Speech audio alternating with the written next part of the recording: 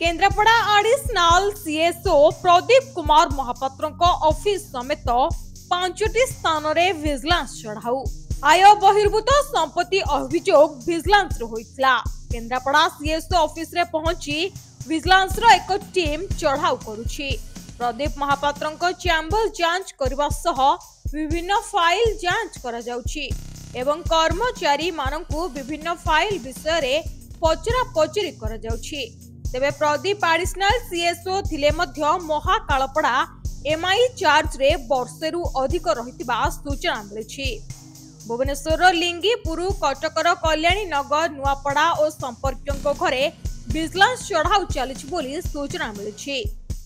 इटी additional CSO हिसाब से थिले अतिरिक्त जवान अधिकारी से आम इठी पुरी रु आसिक इठी जॉइन करछन अप्रैल 2023 रु अछन ना ता पूर्व के मोर मन नै किंतु एबे आसिक एडिशनल सीएसओ हिसाब जॉइन कर एडिशनल सीएसओ दायित्व तांकर विभिन्न दायित्व जेंति ग्रीवांस गुडा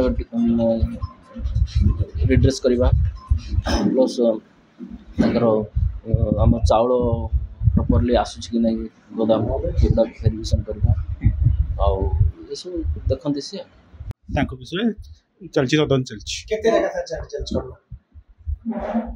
ओ ता घर कटक भुवनेश्वर आ एठी मिसिने होछि जगह कोन सब जांच करना एठी किछि तथ्य मिलुछि देखा जाउछि।